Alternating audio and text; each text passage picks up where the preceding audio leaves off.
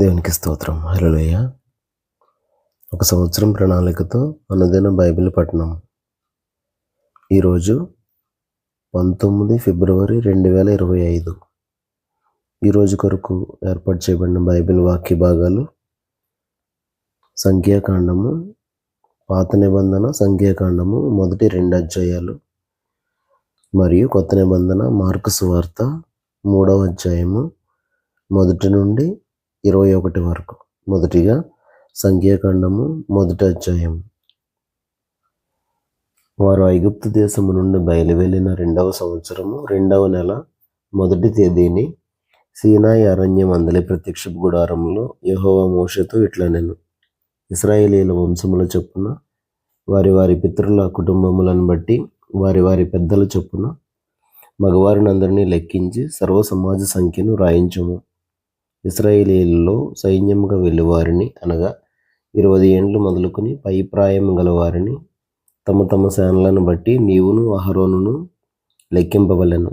మరియు ప్రతి గోత్రములో ఒకడు అనగా తన పితరుల కుటుంబములో ముఖ్యుడు మీతో కూడా ఉండవలెను.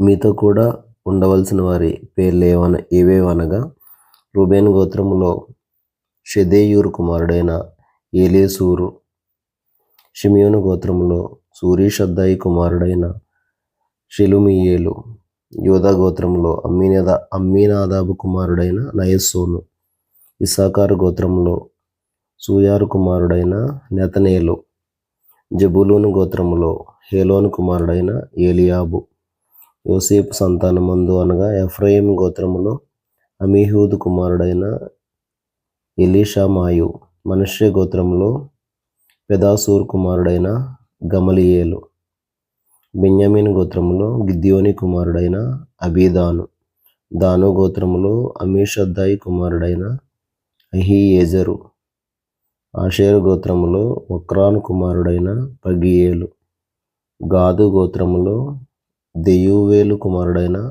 ఎలాసాపు, నఫ్తాలి గోత్రములో ఏనాను కుమారుడైన అహీరా అనునవి. వీరు సమాజంలో పేరు పొందినవారు. వీరు తమ తమ పితరుల గోత్రములలో ప్రధానులు. ఇశ్రాయేలీయుల కుటుంబములకు పెద్దలను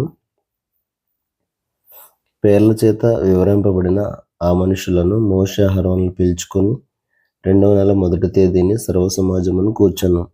20 ఏండ్లు మొదలుకొని పై ప్రాయం గలవారు తమ తమ వంశావళులను బట్టి తమ తమ వంశములను తమ తమ పితరుల కుటుంబములను తమ తమ పెద్దల సంఖ్యను తెలియజెప్పగా యెహోవా అతనికి ఆజ్ఞాపించినట్లు సీనాయి అరణ్యంలో మోషే వారిని లెక్కించెను.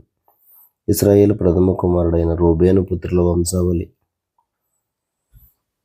తమ తమ వంశములలో తమ తమ పితరుల కుటుంబములలో 20 ఏండ్లు మొదలుకొని పై ప్రాయం కలిగి సేనగా వెళ్ళి వారందరి సంఖ్యను తెలియచెప్పగా రూబేను గోత్రంలో లెక్కింపబడిన వారు 46,500 మంది అయిరి. షిమియోను పుత్రుల వంశావళి. తమ తమ వంశములలో తమ తమ పితరుల కుటుంబములలో 20 ఏండ్లు మొదలుకొని పై ప్రాయం కలిగి సేనగా వెళ్ళి వారందరి పెద్దల సంఖ్యను తెలియచెప్పగా షిమియోను గోత్రంలో లెక్కింపబడిన వారు 59,300 మంది అయిరి. గాదు పుత్రుల వంశావళి. తమ తమ వంశములలో తమ తమ పితరుల కుటుంబములలో 20 ఏండ్లు మొదలుకొని పై ప్రాయం కలిగి సేనగా వెళ్ళి వారందరి సంఖ్యను తెలియచెప్పగా గాదు గోత్రంలో లెక్కింపబడిన వారు 45,650 మంది అయిరి. యూదా పుత్రుల వంశావళి. తమ తమ వంశములలో తమ తమ పితరుల కుటుంబములలో 20 ఏండ్లు మొదలుకొని పై ప్రాయం కలిగి సేనగా వెళ్ళి వారందరి సంఖ్యను తెలియచెప్పగా యూదా గోత్రంలో లెక్కింపబడిన వారు 74,600 మంది అయిరి. ఇస్సాకారు పుత్రుల వంశావళి. తమ తమ వంశములలో తమ తమ పితరుల కుటుంబములలో 20 ఏండ్లు మొదలుకొని పై ప్రాయం కలిగి సేనగా వెళ్ళి వారందరి సంఖ్యను తెలియచెప్పగా ఇస్సాకారు గోత్రంలో లెక్కింపబడిన వారు 54,400 మంది అయిరి. జబూలూను పుత్రుల వంశావళి. తమ తమ వంశములలో తమ తమ పితరుల కుటుంబములలో 20 ఏండ్లు మొదలుకొని పై ప్రాయం కలిగి సేనగా వెళ్ళి వారందరి సంఖ్యను తెలియచెప్పగా జబూలూను గోత్రంలో లెక్కింపబడిన వారు 57,400 మంది అయిరి.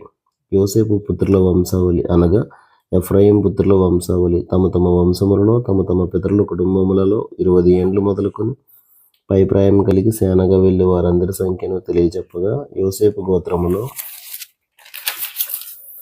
లెక్కింపబడిన వారు 40,500 మంది అయిరి. మనుష్యపుత్రుల వంశావళి తమ తమ వంశములలో తమ తమ పితరుల కుటుంబములలో 20 ఏండ్లు మొదలుకొని పైప్రాయం కలిగి సేనగా వెళ్ళి వారందరి సంఖ్యను తెలియచెప్పగా మనుష్య గోత్రంలో లెక్కింపబడిన వారు 32,200 మంది అయిరి. బెన్యామీను పుత్రుల వంశావళి తమ తమ వంశములలో తమ తమ పితరుల కుటుంబములలో 20 ఏండ్లు మొదలుకొని పైప్రాయం కలిగి సేనగా వెళ్ళి వారందరి సంఖ్యను తెలియచెప్పగా బెన్యామీను గోత్రంలో లెక్కింపబడిన వారు 35,400 మంది అయిరి. దాను పుత్రుల వంశావళి తమ తమ వంశములలో తమ తమ పితరుల కుటుంబములలో 20 ఏండ్లు మొదలుకొని పైప్రాయం కలిగి సేనగా వెళ్ళి వారందరి సంఖ్యను తెలియచెప్పగా దాను గోత్రంలో లెక్కింపబడిన వారు 62,700 మంది అయిరి. ఆషేరు పుత్రుల వంశావళి తమ తమ వంశములలో తమ తమ పితరుల కుటుంబములలో 20 ఏండ్లు మొదలుకొని పైప్రాయం కలిగి సేనగా వెళ్ళి వారందరి సంఖ్యను తెలియచెప్పగా ఆషేరు గోత్రంలో లెక్కింపబడిన వారు 41,500 మంది అయిరి. నఫ్తాలి పుత్రుల వంశావళి తమ తమ వంశములలో తమ తమ పితరుల కుటుంబములలో 20 ఏండ్లు మొదలుకొని పైప్రాయం కలిగి సేనగా వెళ్ళి వారందరి సంఖ్యను తెలియచెప్పగా నఫ్తాలి గోత్రంలో లెక్కింపబడిన వారు 53,400 మంది అయిరి. వీరు లెక్కింపబడిన వారు అనగా మోషేయు అహరోనును తమ తమ పితరుల కుటుంబములను బట్టి ఒక్కొక్కడుగా ఏర్పడిన ప్రధానులను లెక్కించిన వారు. అట్లు ఇశ్రాయేలీయుల్లో తమ తమ పితరుల కుటుంబముల చొప్పున లెక్కింపబడిన వారందరూ అనగా 20 ఏండ్లు మొదలుకొని పైప్రాయం కలిగి సేనగా బయలువెళ్ళిన ఇశ్రాయేలీయులందరూ లెక్కింపబడి 6,03,550 మంది అయిరి. అయితే లేవీయులు తమ పితరుల గోత్రము చొప్పున వారితో పాటు లెక్కింపబడలేదు. ఎలయనగా యెహోవా మోషేతో ఇలాగ సెలవిచ్చి ఉండెను, నీవు లేవీ గోత్రమును లెక్కింపకూడదు, ఇశ్రాయేలీయుల మొత్తమునకు వారి మొత్తమును చేర్చకూడదు. నీవు సాక్ష్యపు గుడారము మీదను దాని ఉపకరణములన్నిటి మీదను దానిలో చేరిన వాటన్నిటి మీదను లేవీయులను నియమింపుము. వారే మందిరమును దాని ఉపకరణములన్నిటినీ మోయవలెను. వారి మందిరపు సేవ చేయుచు దాని చుట్టూ దిగవలసిన వారై ఉందరు. మందిరము సాగబోవునప్పుడు లేవీయులే దాన్ని విప్పవలెను. మందిరం దిగినప్పుడు లేవీయులే దాన్ని వేయవలెను. అన్యుడు సమీపించిన ఎడల వాడు మరణశిక్ష నొందును. ఇశ్రాయేలీయులు తమ తమ సేనల చొప్పున ప్రతివాడును తన పాలెంలో తన ధ్వజమునొద్ద దిగవలెను. ఇశ్రాయేలీయుల సమాజము మీద కోపము రాకుండానట్లు లేవీయులు సాక్ష్యపు గుడారం చుట్టూ దిగవలెను. వారు సాక్ష్యపు గుడారమును కాపాడవలెను. యెహోవా మోషేకు ఆజ్ఞాపించిన వాటన్నిటినీ తప్పకుండా ఇశ్రాయేలీయులు చేసిరి. సంఖ్యాకాండము 2వ అధ్యాయము. మరియు యెహోవా మోషే అహరోనులకు ఇలాగ సెలవిచ్చెను, ఇశ్రాయేలీయులందరూ తమ తమ పితరుల కుటుంబముల టెక్కిములను పట్టుకుని తమ తమ ధ్వజమునొద్ద దిగవలెను. వారు ప్రత్యక్షపు గుడారమునకు ఎదురుగా దాని చుట్టూ దిగవలెను. సూర్యుడు ఉదయించు తూర్పు దిక్కున యోధా పాలెపు ధ్వజము గలవారు తమ తమ సేనల చొప్పున దిగవలెను. అమ్మీనాదాబు కుమారుడైన నయస్సోను యోధా కుమారులకు ప్రధానుడు. అతని సేన అనగా అతని వారిలో లెక్కింపబడిన పురుషులు 74,600 మంది. అతని సమీపమున ఇస్సాకారు గోత్రికులు దిగవలెను. సూయారు కుమారుడైన నెతనేలు ఇస్సాకారు కుమారులకు ప్రధానుడు. అతని సేన అనగా అతని వారిలో లెక్కింపబడిన పురుషులు 54,400 మంది. అతని సమీపమున జెబూలూను గోత్రికులు ఉండవలెను. హేలోను కుమారుడైన ఏలీయాబు జెబూలూనీయులకు ప్రధానుడు. అతని సేన అనగా అతని వారిలో లెక్కింపబడిన వారు 57,400 మంది. యూదా పాలెంలో లెక్కింపబడిన వారందరూ వారి సేనల చొప్పున 186,400 మంది. వారి ముందర సాగి నడవవలెను. రూబేను పాలెపు ధ్వజము వారి సేనల చొప్పున దక్షిణ దిక్కున ఉండవలెను. షెదేయూరు కుమారుడైన ఏలీసూరు రూబేను కుమారులకు ప్రధానుడు. అతని సేన అనగా అతని వారిలో లెక్కింపబడిన వారు 46,500 మంది. అతని సమీపంలో షిమియోను గోత్రికులు దిగవలెను. సూరీషద్దాయి కుమారుడైన షెలుమీయేలు షిమియోను కుమారులకు ప్రధానుడు. అతని సేన అనగా అతని వారిలో లెక్కింపబడిన వారు 59,300 మంది. అతని సమీపమున గాదు గోత్రం ఉండవలెను. రగూయేలు కుమారుడైన ఏలియాసాపు గాదు కుమారులకు ప్రధానుడు.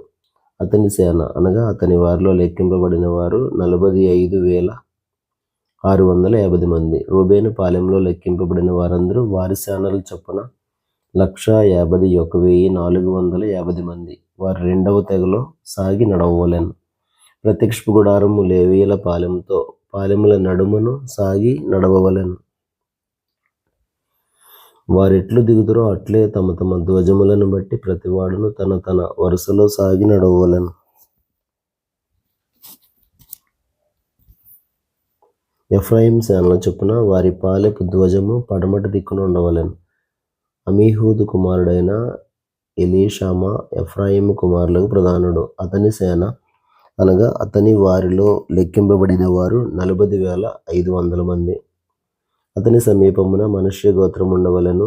పెదాసూరు కుమారుడైన గమలీయేలు మనష్షే కుమారులో ప్రధానుడు. అతని సేన అనగా అతని వారిలో లెక్కింపబడిన వారు 32,200 మంది. అతని సమీపమున బెన్యామీను గోత్రం ఉండవలెను. గిద్యోని కుమారుడైన అబీదాను బెన్యామీను కుమారులకు ప్రధానుడు. అతని సేన అనగా అతని వారిలో లెక్కింపబడిన వారు 35,400 మంది. ఎఫ్రాయిం పాలెములో లెక్కింపబడిన వారందరూ వారి సేనల చొప్పున 108,100 మంది. వారు 3వ గుంపులో సాగి నడవవలెను. దాను పాలెపు ధ్వజము వారి సేనల చొప్పున ఉత్తర దిక్కున ఉండవలెను. అమీషదాయి కుమారుడైన అహీయెజెరు దాను కుమారులకు ప్రధానుడు. అతని సేన అనగా అతని వారిలో లెక్కింపబడిన వారు 62,700 మంది. అతని సమీపమున ఆషేరు గోత్రికులు దిగవలెను. ఒక్రాను కుమారుడైన పగీయేలు ఆషేరు కుమారులకు ప్రధానుడు. అతని సేన అనగా అతని వారిలో లెక్కింపబడిన వారు 41,500 మంది. అతని సమీపమున నఫ్తాలి గోత్రికులు ఉండవలెను. ఏనాను కుమారుడైన అహీరా నఫ్తాలి కుమారులకు ప్రధానుడు. అతని సేన అనగా అతని వారిలో లెక్కింపబడిన వారు 53,400 మంది. దాను పాలెంలో లెక్కింపబడిన వారందరూ 157,600 మంది. వారు తమ ధ్వజముల ప్రకారము కడపటి గుంపులో నడవవలెను.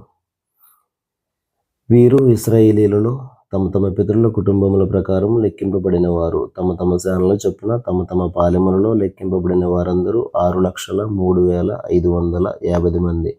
అయితే యెహోవా మోషేకు ఆజ్ఞాపించినట్లు లేవీయులు ఇశ్రాయేలీయులలో తమ్మును లెక్కించుకొనలేదు. అట్లు ఇశ్రాయేలీయులు యెహోవా మోషేకు ఆజ్ఞాపించినట్లు సమస్తమును చేసిరి. అట్లు వారు తమ తమ వంశముల చొప్పునను తమ తమ పితరుల కుటుంబముల చొప్పునను ప్రతివాడు తన తన ధ్వజమును బట్టి దిగుచు సాగుచూ నుండిరి. క్రొత్త నిబంధన మార్కు సువార్త 3వ అధ్యాయము 1వ వచనము నుండి 21వ వచనం వరకు. సమాజ మందిరములో ఆయన మరలా ప్రవేశింపగా అక్కడ ఊచు చేయగలవాడు ఒకడుండెను. అచ్చటి వారు ఆయన మీద నేరం మోపవలనని ఉండి విశ్రాంతి దినమున వాణ్ణి స్వస్థపరచునేమో అని ఆయనను కనిపెట్టి చుండిరి. ఆయన, నీవు లేచి మధ్యను నిలువమని ఊచ చేయగలవానితో చెప్పి వారిని చూచి, విశ్రాంతి దినమున మేలు చేయుట ధర్మమా, కీడు చేయుట ధర్మమా, ప్రాణరక్షణ ధర్మమా, ప్రాణహత్య ధర్మమా అని అడిగాను. అందుకు వారు ఊరకుండిరి. ఆయన వారి హృదయ కాఠిన్యమునకు దుఃఖపడి కోపంతో వారిని కలయచూచి, నీ చెయ్యి చాపుమని ఆ మనుషునితో చెప్పాను. వాడు తన చెయ్యి చాపగా అది బాగుపడెను. పరిసయ్యులు వెలుపలికి పోయి వెంటనే హేరోదీయులతో కలుసుకొని ఆయనను ఎలాగూ సంహరింతుమా అని ఆయనకు విరోధముగా ఆలోచన చేసిరి. యేసు తన శిష్యులతో కూడా సముద్రమునొద్దకు వెళ్ళగా గలిలయ నుండి వచ్చిన గొప్ప జనసమూహం ఆయనను వెంబడించాను. మరియు ఆయన ఇన్ని గొప్ప కార్యములు చేయుచున్నాడని విని జనులు యూదయ నుండి, యెరూషలేము నుండి, ఇదూమయ నుండి, యొర్దాను అవతల నుండి, తూరు సీదోను అనేది పట్టణ ప్రాంతముల నుండి ఆయన యొద్దకు గుంపులు గుంపులుగా వచ్చిరి. జనులు గుంపు కూడగా చూచి వారు తనకు ఇరుకు కలిగింపకుండానట్లు చిన్న దోణి ఒకటి తనకు సిద్ధపరిచి ఉంచవలనని ఆయన తన శిష్యులతో చెప్పాను. ఆయన అనేకులను స్వస్థపరిచెను గనుక రోగపీడితులైన వారందరూ ఆయనను ముట్టుకొనవలనని ఆయన మీద పడుచుండిరి. అపవిత్రాత్మలు పట్టిన వారు ఆయనను చూడగానే ఆయన ఎదుట సాగిలపడి, నీవు దేవుని కుమారుడు అని చెప్పుచు కేకలు వేసిరి. తన్ను ప్రసిద్ధి చేయవద్దని ఆయన వారికి ఖండితంగా ఆజ్ఞాపించాను. ఆయన కొండెక్కి తనకిష్టమైన వారిని పిలువగా వారు ఆయన యొద్దకు వచ్చిరి. వారు తనతో కూడా ఉండునట్లును దయ్యములను వెళ్ళగొట్టు అధికారం గలవారై సువార్త ప్రకటించుటకును వారిని పంపవలనని ఆయన 12 మందిని నియమించాను. వారెవరనగా ఆయన పేతురని పేరు పెట్టిన సీమోను, జెబెదయి కుమారుడగు యాకోబు, అతని సహోదరుడగు యోహాను. వీరిద్దరికీ ఆయన బోయనెర్గేసు అని పేరు పెట్టాను. బోయనెర్గేసు అనగా ఉరిమెడు వారని అర్థము. అంద్రెయ, ఫిలిప్పు, బర్తొలొమయి, మత్తయి, తోమ, అల్ఫయి కుమారుడగు యాకోబు, తద్దయి, కనానీయుడైన సీమోను, ఆయనను అప్పగించిన ఇస్కరియోతు యూద అనువారు. ఆయన ఇంటిలోనికి వచ్చినప్పుడు జనులు మరలా గుంపు కూడి వచ్చరి గనుక భోజనం చేయుటకైనను వారికి వీలు లేకపోయాను. ఆయన ఇంటివారు సంగతి విని ఆయన మతి చలించి ఉన్నదని చెప్పి ఆయనను పట్టుకొనబోయిరి. దేవుడు తన పరిశుద్ధ వాక్యమును మన వినికిడిలో దీవించును గాక. ఆమేన్.